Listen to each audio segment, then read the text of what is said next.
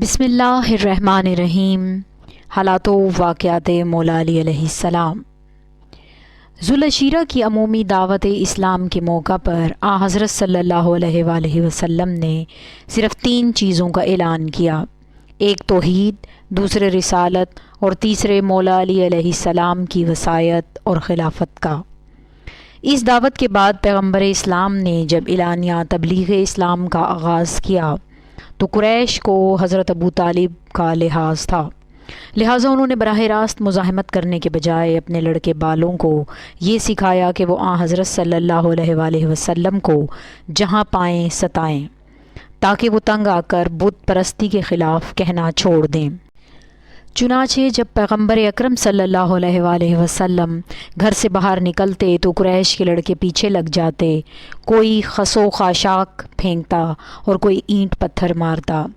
حضرت صلی اللہ علیہ وآلہ وسلم رنجیدہ ہوتے، اذیتیں برداشت کرتے، مگر زبان سے کچھ نہ کہتے کہ بچوں سے الجھنا کسی بھی سنجیدہ انسان کو زیب نہیں دیتا۔ ایک مرتبہ مولا علی علیہ السلام نے آپ کے جسم مبارک پر چوٹوں کے نشان دیکھے تو پوچھا کہ یا رسول اللہ، یہ آپ کے جسم پر نشانات کیسے ہیں؟ آپ صلی اللہ علیہ وآلہ وسلم نے افسوس سے سارا احوال سنایا۔ مولا علی علیہ السلام، جن کی عمر 12-13 برس تھی، یہ سن کر بے چین ہو گئے اور کہا کہ یا رسول اللہ، تنہا کہیں نہ جائیں، جہاں جانا ہو مجھے ساتھ لے جائیں، میں تو بچہ ہوں، میں انہیں اینٹ کا جواب پتھر سے دوں گا اور آئندہ انہیں جرت نہ ہوگی کہ وہ آپ کو اذیت دیں۔ دوسرے دن پیغمبر اکرم صلی اللہ علیہ وآلہ وسلم گھر سے نکلے تو مولا علی علیہ السلام بھی ساتھ تھے۔ قریش کے لڑکے حسب عادت اکٹھے ہو کر بڑھے، دیکھا کہ پیغمبر اکرم صلی اللہ علیہ وآلہ وسلم کے آگے مولا علی کھڑے ہیں۔ وہ بچے بھی مولا علی کے سنوں سال کے ہوں گے، انہیں اپنے ہم عمر کے سامنے تو بڑی جرت دکھانا چاہیے تھی، مگر مولا علی علیہ السلام کے بگڑے ہوئے تیور دیکھ کر جھجکے، پھر ہمت کر کے پیغمبر اکرم صلی اللہ علیہ وآلہ وسلم کو تنگ کرنے کے ارادے سے آگے بڑھے۔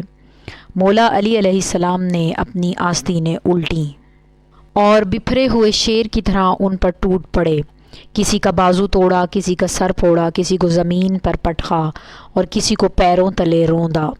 بچوں کا ہجوم اپنے ہی سنوں سال کے ایک بچے سے پٹ پٹا کر بھاگ کھڑا ہوا اور اپنے بڑوں سے فریاد کی کہ قزمنا علی، علی نے ہمیں بری طرح پیٹا ہے، مگر بڑوں کو بھی ہمت نہ ہو سکی کہ فرزند ابو طالب سے کچھ کہیں۔ اس دن کے بعد بچوں کو بھی ہوش آ گیا اور جب وہ پیغمبر اکرم صلی اللہ علیہ وآلہ وسلم کے ہمراہ مولا علی کو دیکھتے تو وہیں دبک کر بیٹھ جاتے یا ادھر ادھر منتشر ہو جاتے، پھر پیغمبر اکرم صلی اللہ علیہ وآلہ وسلم کو ستانے اور اینٹ پتھر پھینکنے کی جرت نہ کر سکے۔ اسی واقعے کے بعد مولا علی علیہ السلام کو قزیم کے لقب سے یاد کیا جانے لگا، جس کے معنی ہیں ہڈی پسلی کا توڑ دینے والا۔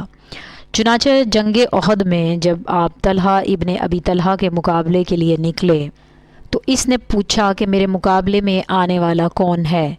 آپ علیہ السلام نے فرمایا، میں علی ابن ابی طالب ہوں۔